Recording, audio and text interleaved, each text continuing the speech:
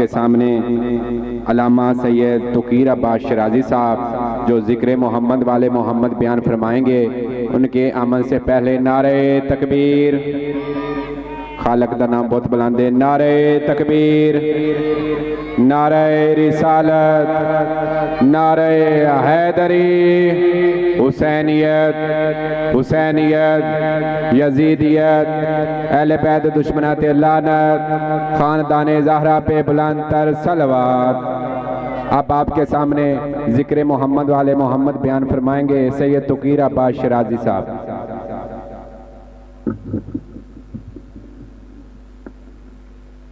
محمد والے محمد بلند تر صلوات۔ ٹھیک ہے،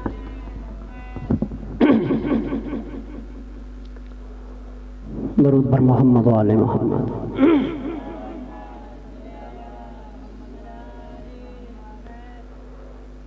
اعوذ باللہ من الشیطان الرجیم، بسم اللہ الرحمن الرحیم۔ الحمد للہ رب العالمین بارئ الخلائق اجمعین، الصلاة والسلام علی رسول بشیر رحمتہ ونذیر نقمتہ وحافظ سرہ ومنجز وحدتہ ومبلغ رسالتہ، العبد المعید الرسول المسدد المحمود الاحمد المصطفى الامجد، حبیب الہ العالمین ابی القاسم محمد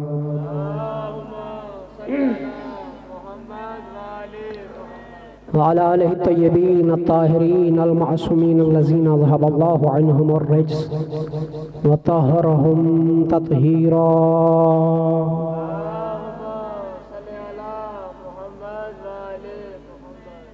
ولعن اللہ علی آدائہم اجمعین، اما بعد فقط قال الحکیم فی ذکر الحکیم، ان اللہ یعمر بالعدل والاحسان وایتاء ذی القربى، وقال الامیر المؤمنین علی بن ابی طالب علیہ السلام، ستۃ اشیاء حسن ولکن من ستۃ احسن۔ صلوات سارے احباب بلند آواز سے پڑھیں۔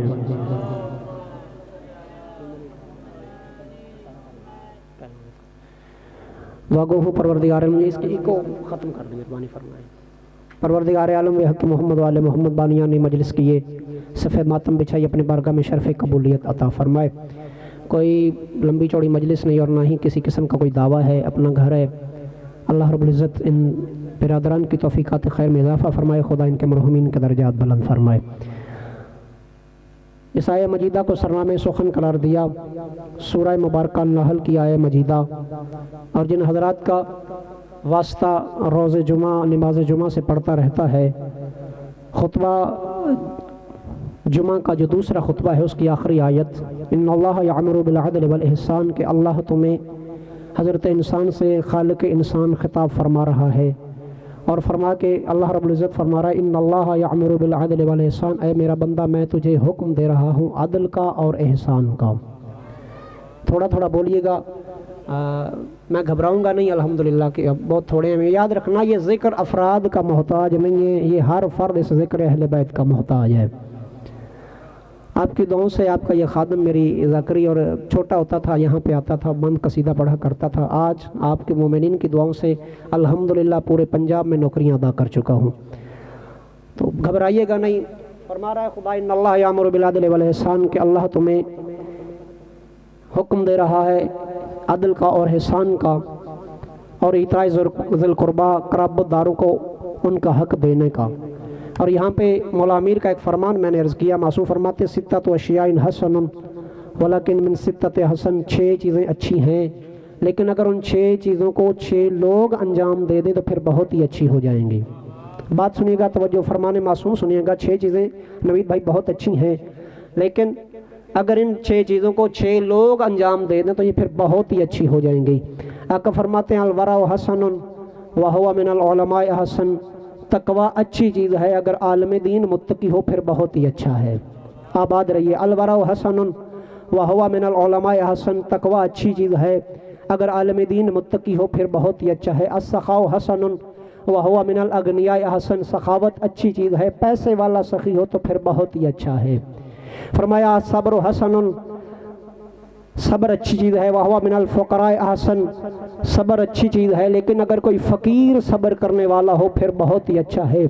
آقا فرماتے التوبۃ حسن وہی من الشباب حسن، معصوم فرماتے توبہ اچھی چیز ہے، اگر کوئی جوان توبہ کر لے پھر بہت ہی اچھا ہے۔ بولیے گا میرے ساتھ، توبہ اچھی چیز ہے، اگر کوئی جوان تائب ہو جائے پھر بہت ہی اچھا ہے۔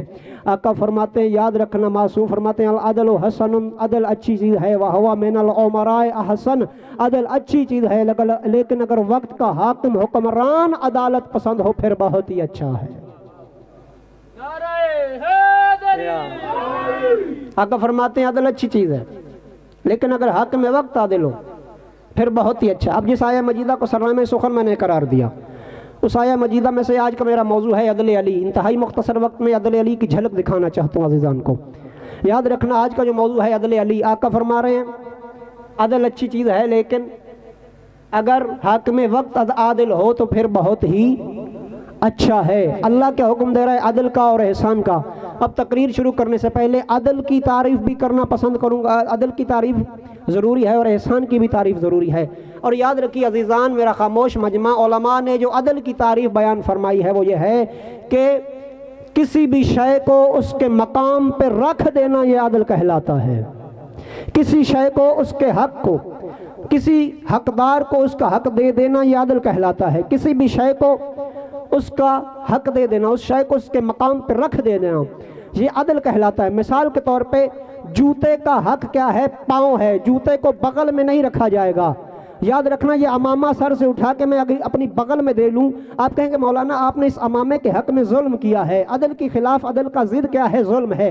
آقا فرماتے ہیں عدل کی ضد ظلم ہے۔ معصوم فرماتے ہیں مثلا میں اس امامے کو اپنی بغل میں رکھ لوں، آپ کہیں گے مولانا آپ نے اس امامے کے حق میں ظلم کیا ہے۔ تو پتہ چلا امامے کا حق کیا ہے؟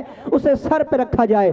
جوتے کا حق کیا ہے؟ اسے پاؤں میں رکھا جائے۔ یہ ہے عدل، کسی شے کو اس کی اصلی جگہ پہ رکھ دینا یہ عدل کہلاتا ہے۔ اب احسان سمجھا رہا ہوں، بڑی تیزی سے گزارو۔ احسان کیا چیز ہے عزیزان؟ یخرج الاشیاء من جہاتها، کسی بھی شے کو یعنی کہ حق بردحق رکھنے والے کا اپنے حق سے دستبردار ہو جانا یہ احسان کہلاتا ہے۔ میں مثال دے رہا ہوں، میں بھی آج الحمدللہ پنڈی چیری سے ماہ رمضان کی خدمات در انجام دے رہا ہوں تو بانیان کے بلانے پہ آ گیا۔ میں فرض کریں ادھر سید والا سے گاڑی میں بیٹھا اور میں جناب علی میں نے دیکھا کہ ٹکٹیں لے رہا ہوں، ٹکٹیں میرے پاس پوری ہیں، بس کی سیٹیں بھی پوری ہیں، میں اپنا ٹکٹ لے کے اپنی سیٹ پہ بیٹھ گیا۔ اب میں نے دیکھا کہ بس کی سیٹیں پوری ہو چکی ہیں، ٹکٹیں بھی پوری، لیکن پھر میں نے دیکھا ایک بس میں نحیف بزرگ، ایک بزرگ جو شخصیت تھے، باریش تھے، کمزور تھے، وہ بس میں داخل ہوئے اور انہیں بیٹھنے کے لیے جگہ نہیں مل رہی تھی۔ میرا ٹکٹ لے کے اپنی سیٹ پہ بیٹھ جانا یہ میرا عدل تھا۔ اس بزرگوار کے لیے میں نے اپنی سیٹ کو چھوڑ کے ان کو بٹھا دیا، یہ احسان کہلاتا ہے۔ یہ کیا ہے؟ احسان کہلاتا ہے۔ اور یاد رکھنا آقا امیر المومنین فرماتے ہیں ایک حق میں وقت کا ایک لمحے کا عدل 60 سال کی عبادت سے افضل ہے۔ ایک حق میں وقت کا ایک لمحے کا عدل 60 سال کی عبادت سے افضل ہے۔ اور رسول خدا نے فرمایا مجھے فخر ہے میں اس دور میں پیدا ہوا جس دور میں ایک عادل بادشاہ نوشیروان اس کائنات پہ حکومت کرتا تھا۔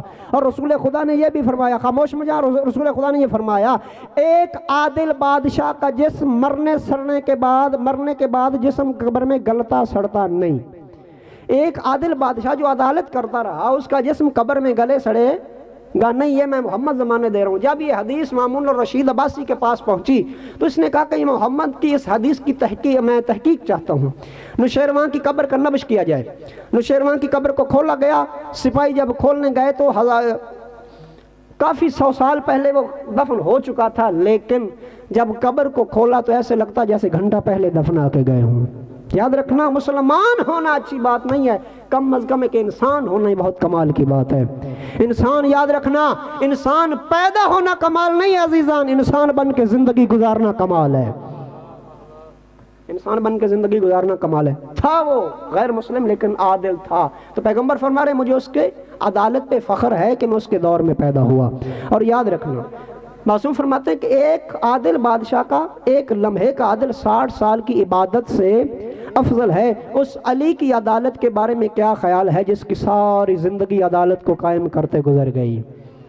اس علی کے بارے میں آپ کا کیا خیال ہے جس کی ساری زندگی عدالت کو قائم کرتے گزر گئی۔ یاد رکھنا جب 25 سال بعد امیر المومنین کو خلافت ملی اور امام علیہ السلام نے کوفہ کو اپنا دارالخلافہ بنایا، امام جب دارالخلافہ بنا کے کوفہ میں گئے، امام نے ایک بات کی تھی کوفہ والوں سے، مسجد میں جمع کیا اور خطبہ دیا۔ امام علی علیہ السلام نے کوفہ والوں سے فرمایا، کوفہ والوں یاد رکھنا میں علی بحیثیت حاکم اب کوفہ میں آیا ہوں، میں علی کے پاس صرف 4 چیزیں موجود ہیں۔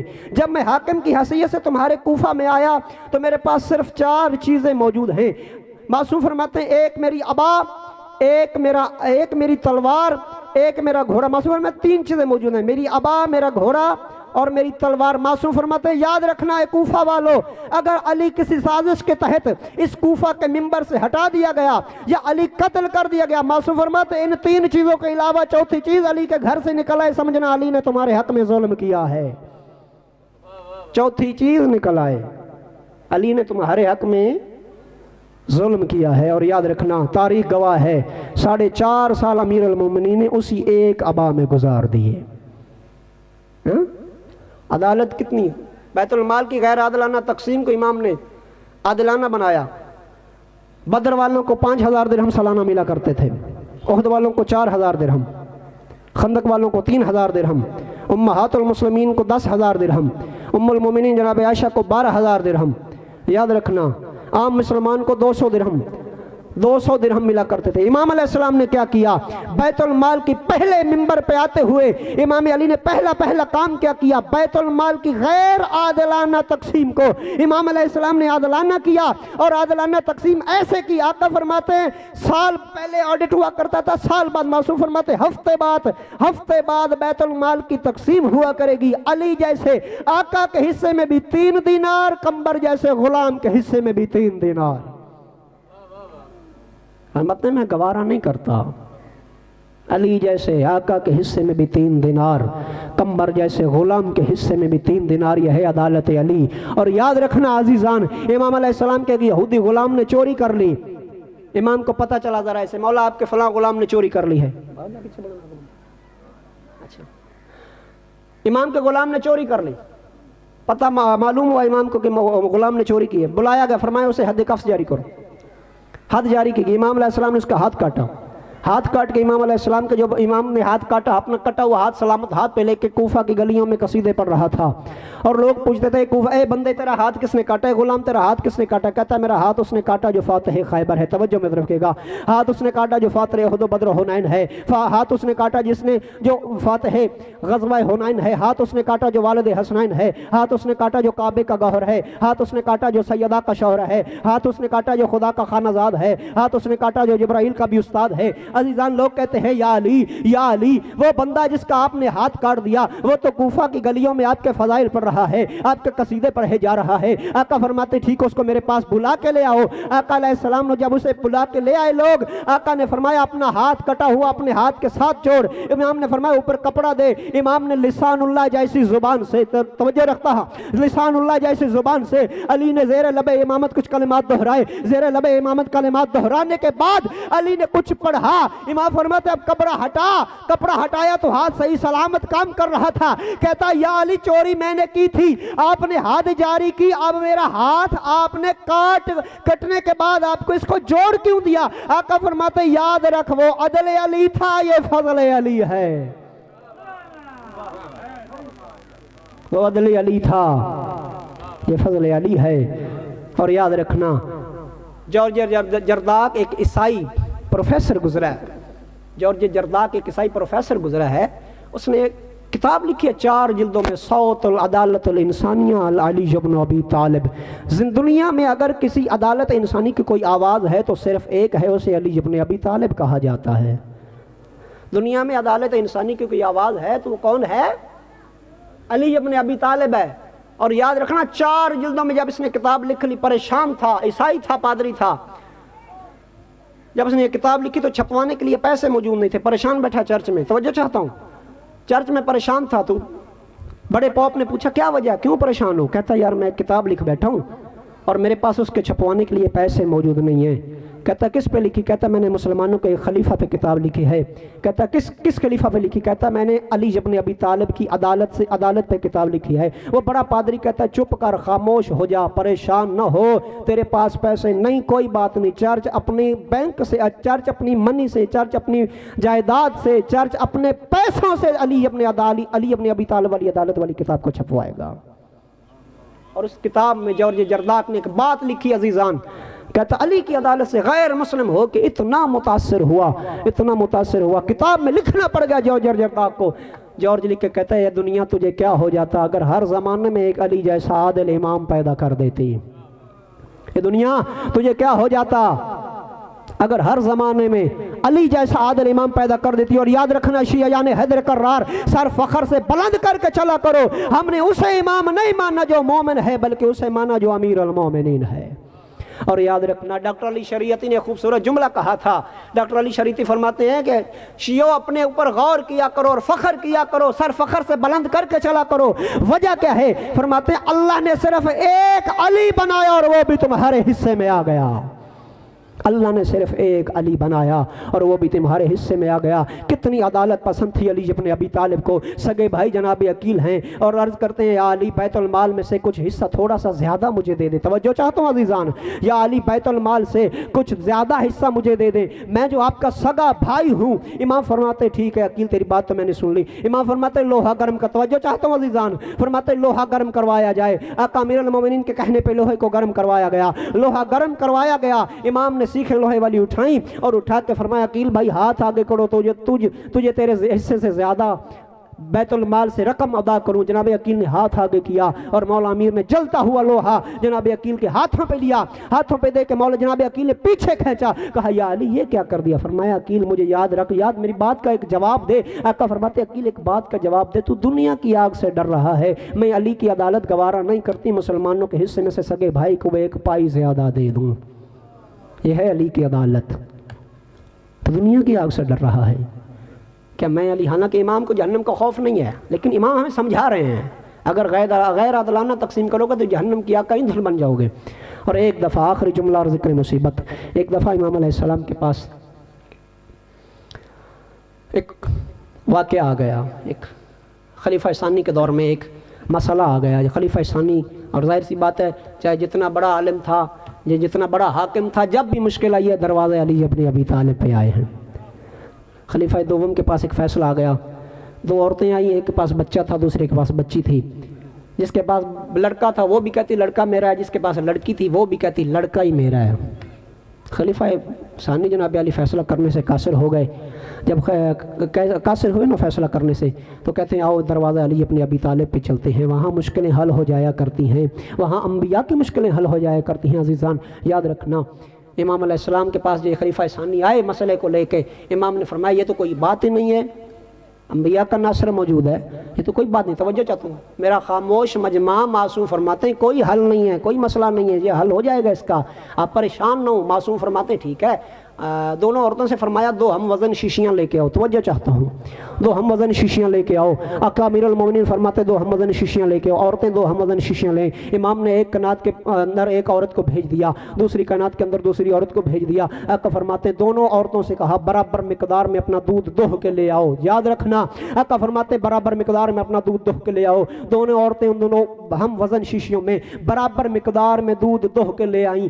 یاد رکھنا میں بڑے فخر سے، یہ میری خطابت کا جملہ، بڑا لطف لے کے میں کہا کرتا ہوں کیسا عجیب اور کیسا روحانی منظر ہوگا جب اللہ کی عدالت کے مظہر علی نے اپنے ہاتھوں میں ترازو کو لیا ہوگا، جب اللہ کی عدالت کے مظہر علی نے ترازو کو ہاتھوں میں لیا ہوگا۔ امام علیہ السلام نے ایک طرف ایک پلڑے میں ایک شیشی کو رکھ دیا، دوسرے پلڑے میں دوسری شیشی کو رکھ دیا۔ اب امام علیہ السلام نے پلڑے کو اپنے ہاتھوں میں لیا، ترازو کو اپنے ہاتھوں میں لڑا، ایک پلڑا نیچے بیٹھ گیا، دوسرا توجہ چاہتا ہوں، ایک پلڑا نیچے بیٹھ گیا، دوسرا پلڑا اوپر اٹھ گیا۔ آقا فرماتے جس عورت کے دودھ والا پلڑا نیچے بیٹھا ہے لڑکا اس عورت کا ہے، توجہ۔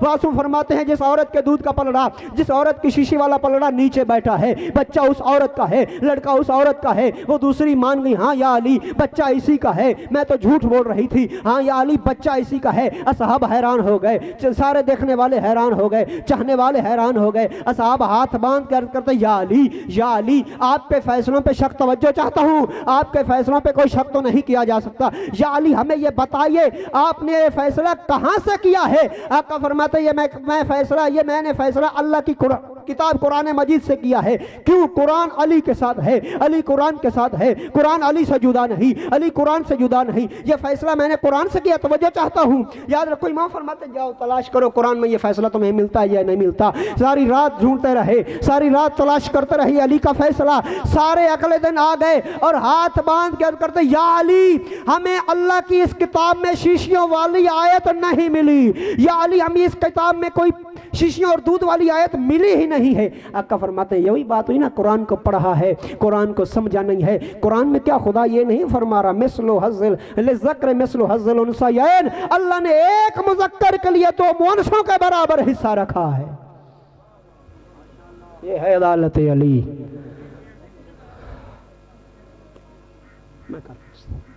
یاد رکھنا جورج جرداق نے اپنی کتاب میں لکھا تھا قتل فی محراب ہی لشدت عدل ہی، علی مسجد کے محراب میں اس لیے مارے گئے کہ وہ عادل شدید تھے۔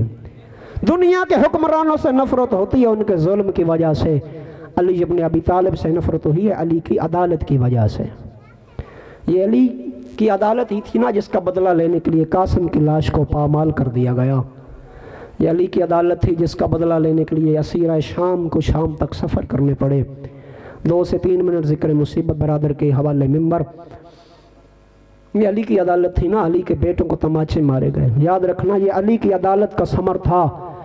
اور لوگ امام حسین علیہ السلام نے خطبہ عاشور میں امام نے یہ فوجی اشقیہ سے سوال بھی کیا تھا، تجھے آپ کو پتہ نہیں کائنات خدا میں مجھ حسین کے علاوہ محمد کا کوئی نواسہ نہیں ہے، زہرا کا کوئی فرزند نہیں ہے، تو مجھے مار کیوں رہے ہو؟ کہتے تھے بے بغض ابیک حسین، تیرے بابا علی کا دشمنی ہمارے سینوں میں ہے۔ یہ علی کی عدالت تھی، باپ کے گلے پہ ضربیں چل رہی تھیں، بیٹی کے تماچوں پہ، بیٹی کے رخساروں پہ تماچے مر رہے تھے۔ عزادارو ایک بات سنیے گا، یہ علی اتنے مظلوم ہیں، بہت مظلوم ہیں، بہت زیادہ مظلوم ہیں، اپنے بیٹے حسین سے بھی زیادہ مظلوم علی ابن ابی طالب ہیں۔ ایک جہت سنتے چلیے، یاد رکھنا حسین کی زندگی میں کسی بے غیرت کی جرت نہیں ہوئی کہ علی حسین کی بہنوں کے خیموں کی طرف دیکھے۔ علی وہ مظلوم ہے جس کے دیکھتے لوگ سیدہ کے گھر میں داخل ہو گئے، لوگ زہرا کو تماچے مارتے رہے۔ عزادارو مولا امیر علیہ السلام سے جناب سیدہ نے ایک دن کلوز کر رہا ہوں، مولا امیر علیہ السلام سے جناب سیدہ نے سوال کیا، یا علی میں نے سنا ہے مدینے کہ لوگ آپ کو سلام نہیں کرتے۔ آقا فرماتے سیدہ بات یہاں تک ہوتی، علی برداشت کر لیتا، میں علی سلام کرتا ہوں، لوگ علی کو اس قابل نہیں سمجھتے، میرا جواب دے دیں۔ عزادارو زار زار رونے لگ گئے آپ کے اور میرے امیر مولا۔ جناب سیدہ جب نے دیکھا، جناب سیدہ نے توجہ چاہتا ہوں آخری روایت اور طالب دعا، جناب سیدہ نے دیکھا علی زار زار رو رہے ہیں، پسلی کا پہلو پہ زخم لیے ہوئے سیدہ، ہاتھ پہ تازیانے کا زخم لیے ہوئے سیدہ، منہ پہ تماچوں کے زخم لیے ہوئے سیدہ رو رہی ہے۔ جناب سیدہ نے دیکھا علی ابن ابی طالب اللہ کا شیر رو رہا ہے، اسد اللہ الغالب رو رہا ہے، زار زار رو رہے ہیں علی ابن ابی طالب۔ جناب سیدہ نے دیکھا علی رو رہے ہیں، جناب سیدہ نے عزادارو دیکھنا میری طرف بلا تشبیہ سیدہ نے کیا کیا، داڑھی ہنجووں سے بھر گئی۔ جناب سیدہ نے اپنا چلو لیا اور امام علیہ السلام کے چہرے کے نیچے کر دیا، رو کے کہتا بنت رسول یہ کیا کر رہی ہو؟ رو کے مولا فرماتے بنت رسول یہ کیا کر رہی ہو؟ سیدہ روئی اور رو کے کہتی یا علی میں نے اپنے بابا سے سنا ہے مظلوم کے آنسو زخموں کی شفا بن جاتے ہیں۔ یا علی اللہ کی کائنات میں آپ سے بڑا مظلوم کوئی نہیں، یا علی اللہ کی کائنات میں زہرا سے بڑا زخمی کوئی نہیں، آپ کے آنسو اپنے زخموں پہ لگاؤں گی تاکہ مجھ زہرا کو شفا مل جائے۔ سیعلم الذین ظلموا ای منقلب ینقلبون ان للہ و انا الیہ راجعون۔